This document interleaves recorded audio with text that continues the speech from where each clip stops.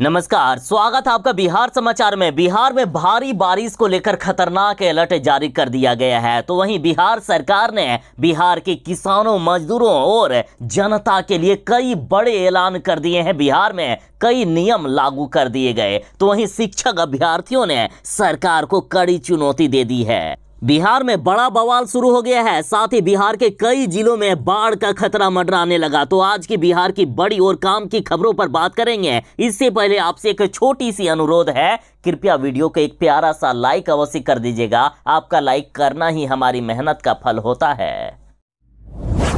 बिहार वालों के लिए मौसम विभाग ने खतरनाक अलर्ट जारी कर दिया है। आज पूरे बिहार भर में वज्रपात की चेतावनी दी गई है। मौसम विभाग के अनुसार आज बिहार के सभी जिलों में भारी बारिश का अनुमान है। साथ ही मौसम विभाग ने कहा कि आसमान से सीधी मौत बरस रही है। बीते 48 घंटों में 19 लोगों की दर्दनाक मौत हो गई है। अतः बिहार वाले जरा सावधान रहें। बिहार के कई जिलों में झमाझम बारिश हो रही है। बिहार के अधिकांश जिलों में जल जमाव भी देखा गया है। पटना की तो हालात खराब हो गई है। मौसम विभाग ने कहा कि बिहार में तो अभी कुछ भी बारिश नहीं हुई है, ये तो सिर्फ एक ट्रेलर है, असली बारिश तो अभी बाकी है। बिहार में अभी कई दिनों तक भयानक बारिश को लेकर अलर्ट जारी कर दिया गया है। और मौसम विज्ञान केंद्र पटना ने उन सभी जिलों की लिस्ट जारी कर दी है जिन जिलों में भारी बारिश होने वाली है। मौसम विभाग के अनुसार आज बिहार के इन 32 जिलों में भारी बारिश होगी। बाकी जिलों में मध्यम दर्जे की बारिश हो सकती है। देखिए, जिन जिलों का लिस्ट जारी किया गया है उनमें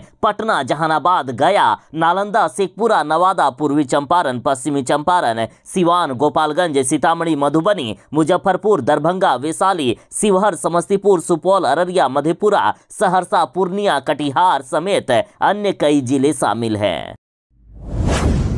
नेपाल द्वारा बिहार में लगातार पानी छोड़े जाने के कारण बिहार के कई जिले डूबने लगे हैं। गंडक में उफान से निचले इलाकों में अभी से ही बाढ़ का खतरा मंडराने लगा है। कोसी का जलस्तर काफी ज्यादा बढ़ गया। नेपाल में पिछले 36 घंटों से लगातार बारिश हो रही है और अगले कई दिनों तक बारिश होने वाली है। इसके कारण गंडक नदी उफान पर है। बीते दिन वाल्मीकि नगर बराज से 1,26,000 क्यूसेक पानी छोड़ा गया। और साथ ही बिहार वालों के लिए भी बड़ी खबर है। मौसम विभाग का कहना है कि बिहार में एक सप्ताह तक लगातार बारिश होती रहेगी और नेपाल से भी लगातार अब बारिश का पानी बिहार में आने लगा है। नेपाल से बिहार की नदियां अब तबाही मचाने को तैयार है। मतलब पूरे बिहार में, चाहे उत्तर बिहार की बात करें या फिर दक्षिण बिहार की, चारों तरफ नदियां तबाही मचाने को तैयार हो रही है। देखिए, सुपौल, भागलपुर में कटाव तेज हो गया है। कोसी नदी में जल स्तर बढ़ने के बाद सुपौल में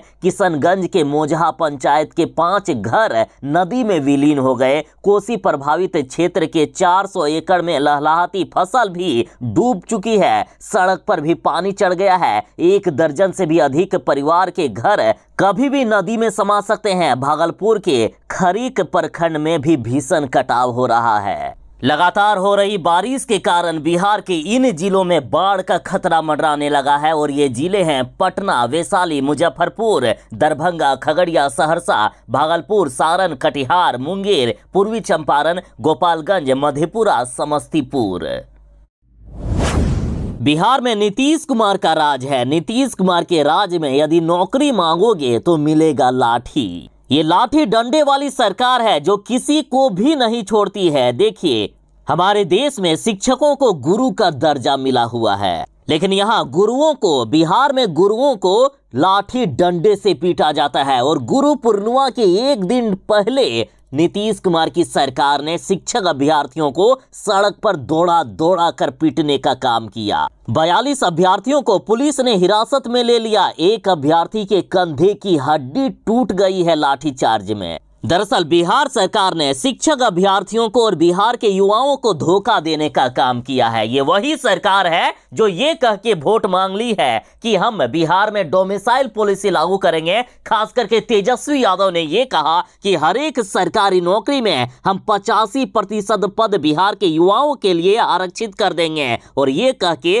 तेजस्वी यादव ने वोट ले लिए और अभी पलटी मार दिए। बिहार में 1,70,000 शिक्षकों की बहाली हो रही है। इतनी बड़ी बहाली में यदि दूसरे राज्यों वालों को शामिल नहीं किया जाता तो शायद ही कोई ऐसा शिक्षक अभ्यर्थी बिहार में बचता जिनको सरकारी नौकरी नहीं मिलती। आज हर एक शिक्षक अभ्यर्थी को बिहार में सरकारी नौकरी मिल जाती।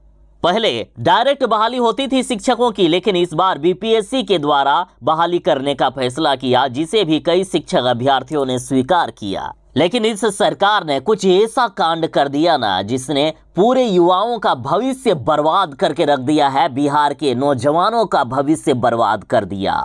शिक्षक बहाली से डोमिसाइल पॉलिसी हटा दी गई है और इसी के विरोध में जब शिक्षक अभ्यर्थी सड़क पर सरकार से जवाब मांगने के लिए उतरे तो ये लाठी डंडों वाली सरकार शिक्षक अभ्यर्थियों को, गुरुओं को पीट पीट कर, खदेड़ खदेड़ कर मारने पीटने का काम किए। सोचिए ना, ये कैसी सरकार है। ये पलटू राम और पलटी मार सरकार से जनता अब तंग आ चुकी है। कुछ दिन पहले ही बिहार सूखा पड़ा था, बिहार में बारिश नहीं हो रही थी, लेकिन अचानक से बिहार में इतनी ज्यादा बारिश हो गई कि अब बिहार में बाढ़ का खतरा मंडराने लगा है। बिहार में एक सप्ताह पहले पानी के लिए मचा था हाहाकार और अब बिहार में बाढ़ के खतरे को लेकर हाहाकार मचा हुआ है। बिहार में अभी वर्षा पूरी तरह से हुई भी नहीं है और बिहार की कई नदियां अभी से ही तबाही मचाने को तैयार हो गई। बिहार के साथ नेपाल में भी भारी बारिश हो रही है और नेपाल लगातार बिहार में पानी छोड़ता जा रहा है, जिससे भी बिहार के कई जिलों में खतरा बढ़ता जा रहा है। बिहार के कई जिलों के निचले इलाके अभी से ही डूबने लगे हैं। गंडक बराज के 36 फाटक खोल दिए गए। उत्तर बिहार के कई जिलों में बाढ़ का खतरा मंडराने लगा है। भीमनगर कोसी बराज से 1,07,255 क्यूसेक और गंडक बराज से 1,26,000 क्यूसेक पानी डिस्चार्ज किया गया। नदियों का जलस्तर बढ़ने से अभी से ही बिहार के कई जिलों में कटाव तेज हो गया है और बिहार सरकार बिहार को बाढ़ से बचाने के लिए युद्ध स्तर पर तैयारी कर रही है। पूरे सिस्टम को अलर्ट कर दिया गया है।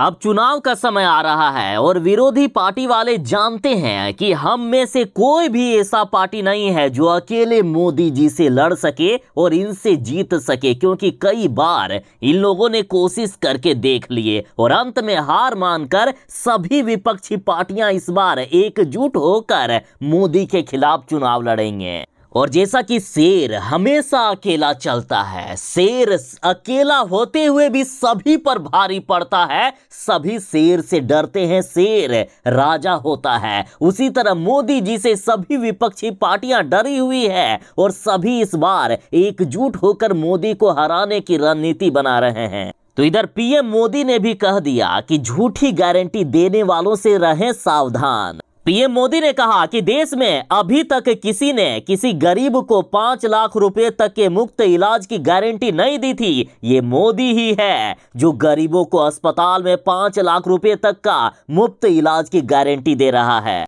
साथ ही मोदी जी ने गारंटी दी है कि किसी भी को मैं नहीं छोड़ूंगा, जिसने देश को लूटा है उसका हिसाब होगा। अब हर घोटालेबाज जेल के अंदर नजर आएंगे। पीएम मोदी ने कहा कि अगर भ्रष्टाचारी घोटाले करने से बाज नहीं आएगा तो मैं भी एक्शन लेने से बाज नहीं आऊंगा।